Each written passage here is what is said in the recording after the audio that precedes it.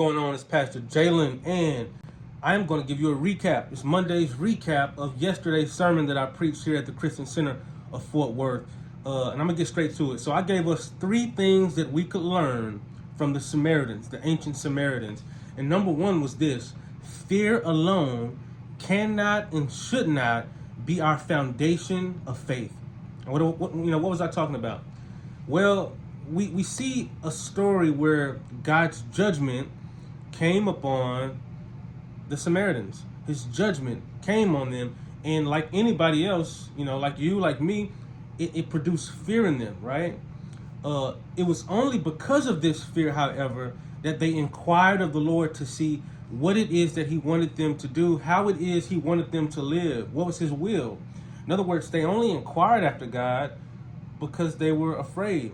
It wasn't because they had a desire to seek him. It wasn't because they had a love for him. It was, we're scared of your judgment, so what do you want us, what do you want from us? And I talked about how that cannot be our foundation of faith. Fearing the Lord is commanded, ironically, but it should not be the only thing and the only reason why you're obeying God. Because the fear the Bible talks about is a reverence, a reverential fear. It's holding God, in the proper light. It's treating God as God. That's what it means to fear him, not necessarily to be extremely terrified of him, right? So that's number 1. Fear cannot be our foundation. Number 2, watch who you let teach you about God. The Samaritans didn't know the will of God. They didn't know how to please him, and partly because they were not in covenant with the God of Israel. They had been imported by the king of Assyria because the Jews that were already there in Samaria had been deported. And to know, to read more about that, go to 2 Kings 17 and you'll see what I mean. But for the sake of time, because they were imported into the land of God, the promised land, but they had no relationship with him, they had no covenant with him, they didn't know him. And so the king of Assyria said, go fetch me one of the priests who do know about God, and he'll teach y'all how to serve him. It was only one problem with that. The priests in that area in Samaria, they were corrupt themselves. And because they were corrupt, how can you teach a pure faith if you're impure? How can you teach somebody how to correctly serve God when you're not doing it yourself? And on yesterday, I talked about how we're in the age of influencers. We're in the age of social media where there's a prophet everywhere. A prophet everywhere you turn your eyes. A preacher, YouTube pastors everywhere.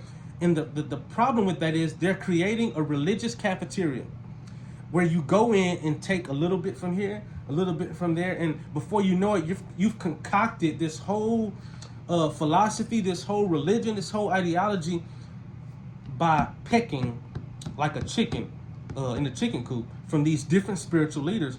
And we have to be careful who we're letting teach us about God. That's what I talked about in number 2. And finally, number 3. And so number 1, if fear is not supposed to be our foundation, I talked about what should be our foundation.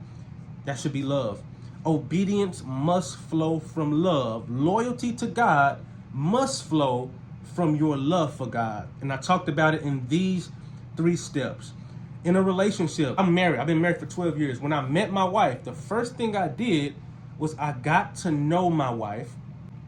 After getting to know her, I started to love her. And after loving her, I said, I want to be loyal to you and only you for the rest of my days.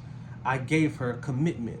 It goes exactly like this: knowledge, love, loyalty. Say that with me.